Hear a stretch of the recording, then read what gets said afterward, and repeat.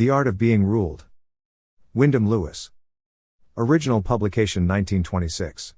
1989 edition. Narrated by Skeptical Waves. Part 4. Vulgarization and Political Decay. Chapter 5. Nietzsche as a Vulgarizer. When we are considering 19th century vulgarization, Friedrich Nietzsche at once comes to the mind as the archetype of the Vulgarizer.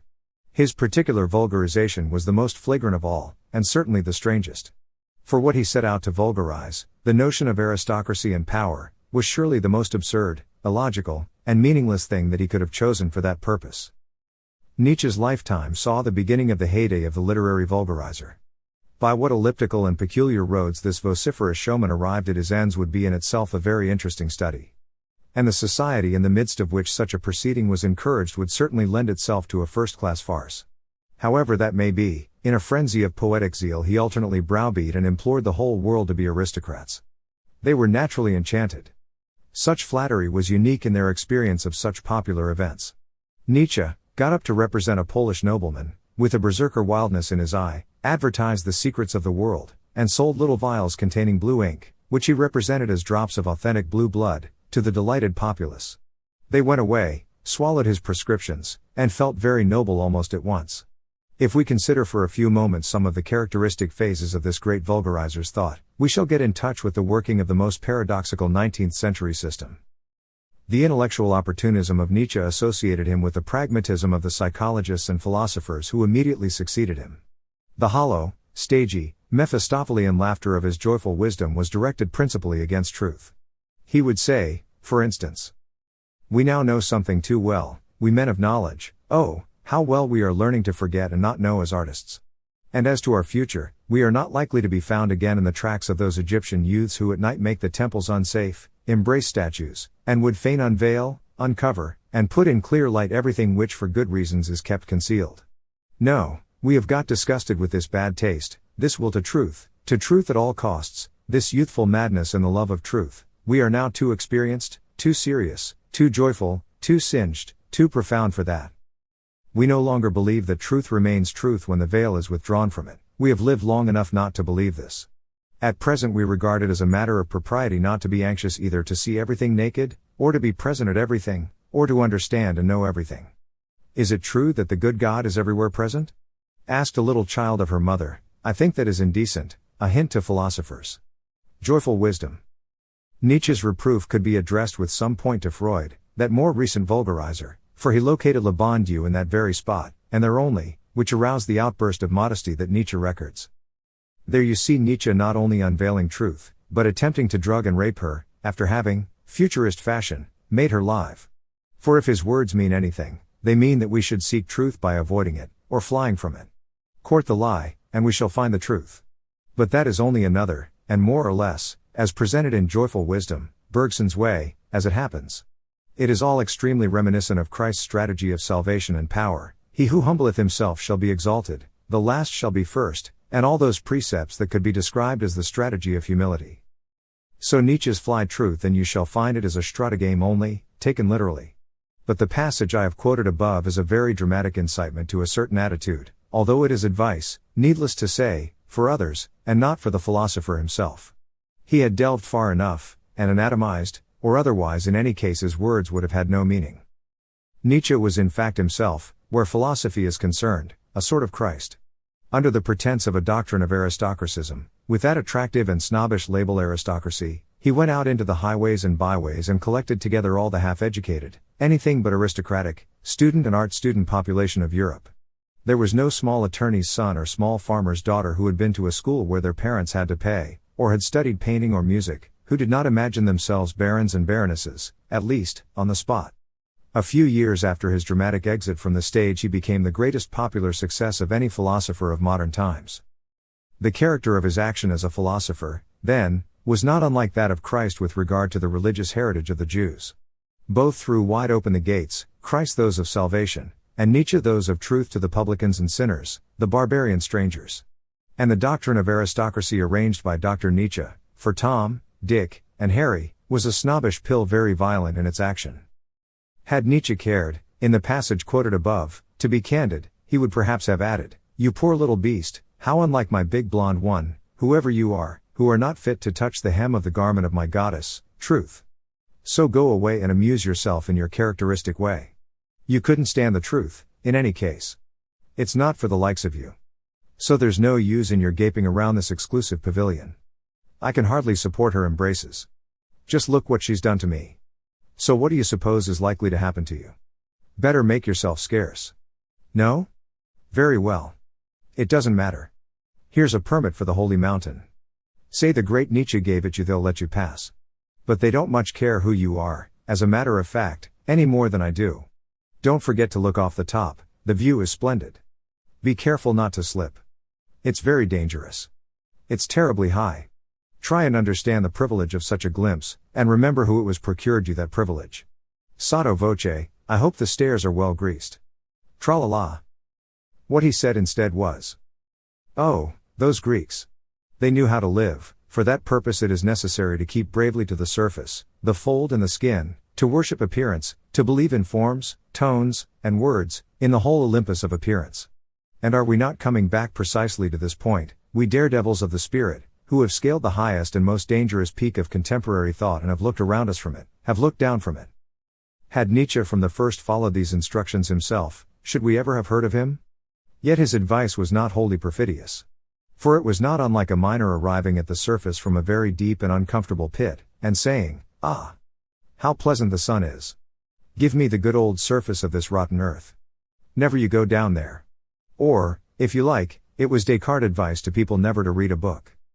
The influence of Nietzsche was similar to that of Bergson, James, Croce, etc. He provided a sanction and license, as the others did, for life, the very life that he never ceased himself to objurgate against, the life of the second-rate and shoddily emotional, for the person, very unfortunately, smart and rich enough to be able to regard himself as an aristocrat, a man beyond good and evil, a destroying angel and cultivated Mephistopheles.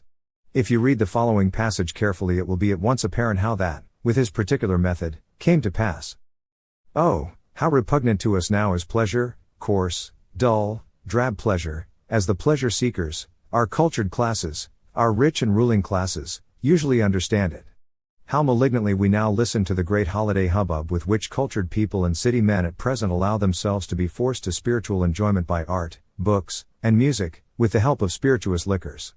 How the theatrical cry of passion now pains our ear, how strange to our taste is all the romantic riot and sensuous bustle which the cultured populace love become, together with their aspirations after the exalted, the elevated, and the intricate. No, if we convalescents need an art at all, it is another art, a mocking, light, divinely serene, divinely ingenious art, which blazes up like a clear flame, into a cloudless heaven. Above all, an art for artists, only for artists. Many great writers, and Nietzsche was of course a very great one, address audiences who do not exist. Nietzsche was always addressing people who do not exist. To address passionately and sometimes with very great wisdom people who do not exist has this disadvantage, especially when the imaginary audience is a very large one, as was the case with Nietzsche, that there will always be a group of people who, seeing a man shouting apparently at somebody or other, and seeing nobody else in sight, will think that it is they who are being addressed. Nietzsche was sufficiently all there to realize that this must happen. And most that is unsatisfactory in his teaching was a result of that consciousness. Nietzsche imagined a new type of human being, the Superman, and to Superman he poured out sometimes his secret thoughts, and sometimes what he thought they ought to know of his secret thoughts. But he lived in a utopia, and wrote in and for a utopia, hoping to make Europe that utopia by pretending that it was. He had a very great effect on Europe, but an opposite one to what you would have anticipated from his creed, as was only to be expected. For a message getting into the hands of the many, or of people opposite to those for whom it is destined, has usually an opposite effect to that it is intended to have by its sender. Nietzsche was much too astute not to know that this is what would probably happen to his message, and, as I have said, you are constantly aware of this consciousness. Imagine, for a moment, the average pleasure seeker of our cultured classes, as he excellently describes a numerous class, reading the above passage.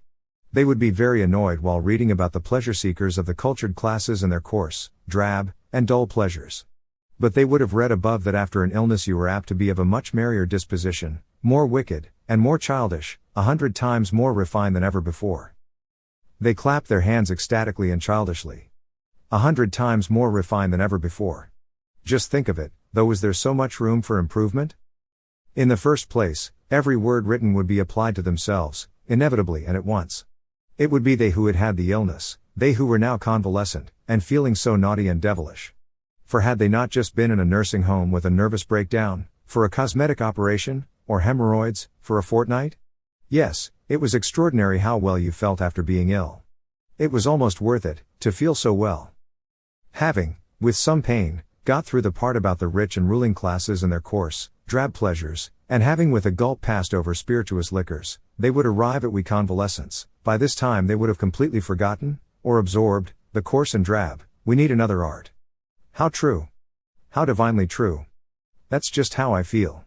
They will think, then they come to mocking, light, volatile, divinely serene, etc. Could a better description have been found of what they liked, of what they were? It was also true. Above all, an art for artists, only for artists. Were not they artists? Was not Nero an artist?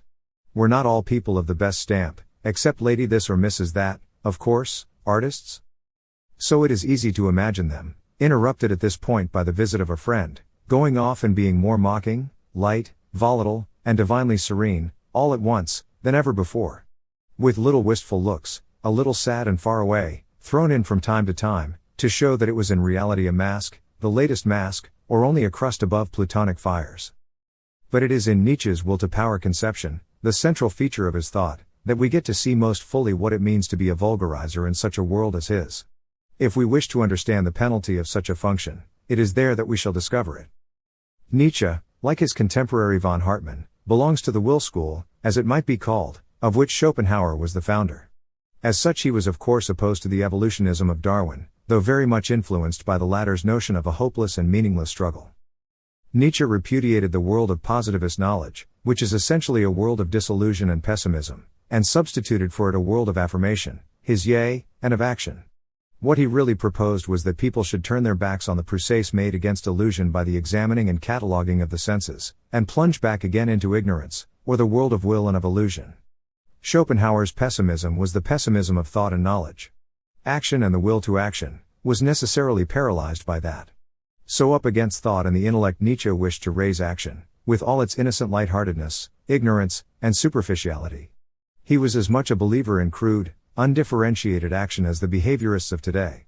Only, his was emotional action, where the behaviorists is unemotional, i.e. behavior. Again, really, his will to power was not so fundamental a doctrine with him as what could be called his will to action.